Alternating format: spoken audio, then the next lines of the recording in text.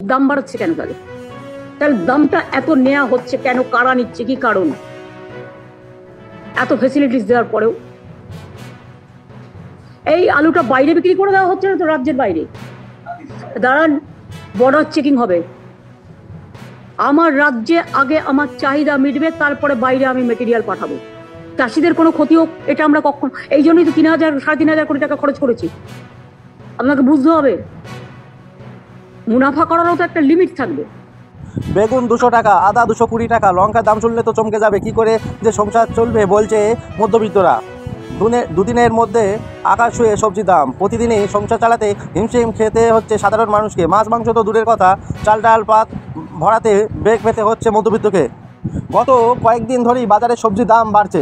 হাত ছোঁয়ালে বোঝা যাচ্ছে পকেট ঠিক কতটা টান করছে। চাল ডালের দামও যে খুব একটা নিয়ন্ত্রণে আছে তা নয়। কলকাতা বাজারে সবজির যা দাম তাতে রান্না করাই দায়। মধ্যবিত্তরা বাজারে ব্যাগ ভর্তি করতে পারছে না। মালিক তারা বাজারে এক মধ্যবিত্ত বলেন, কি আর করব, দাম তো কমছে না, আমরাই কম খাচ্ছি। আর এক গরিব মানুষ বলেন, যেখানে দাম বাড়ছে কি করে সে সংসার চালাবো জানি না। এই অবস্থায় সরকারি সাহায্য চাইলেন অনেকেই। আজ মঙ্গলবার মুখ্যমন্ত্রী নবান্নে বৈঠক ডেকেছে এই বিষয়। দাম নিয়ে পর্যালোচনা করতে চান তিনি। সমাধানের উপায় খুঁজতে বাজার কমিটির সঙ্গে কথা বলেন তিনি।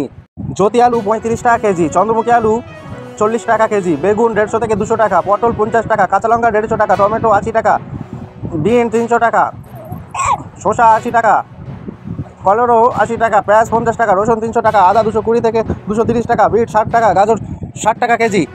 চালের দাম প্রতি কেজি মিনিকেট চাল 48 থেকে 50 টাকা, বাসমতি চাল 60 থেকে 70 টাকা, গোবিন্দ চাল 90 টাকা, দেরুদুন রাইস 120 টাকা, আটা ও ময়দা 34 টাকা কেজি, ডাল 180 টাকা, মসুর ডাল 100 টাকা, মুগ ডাল 100 টাকা, ছোলার ডাল 100 টাকা, সরষের তেল 125 থেকে 130 টাকা, সয়াবিন তেল 102 টাকা, সূর্যমুখী তেল 122 টাকা। মশলার দাম প্রতি কেজি জিরে 400 টাকা, হলুদ 300 টাকা, শুকনো লঙ্কা 350 টাকা, চিনি 48 টাকা, ধনে 400 টাকা, পোস্ত 1500 টাকা। মুরগির মাংসের দাম তো অনেকই বেড়েছে। 180 থেকে বেড়ে দাম হয়েছে 240 থেকে 260 টাকা প্রতি কেজি।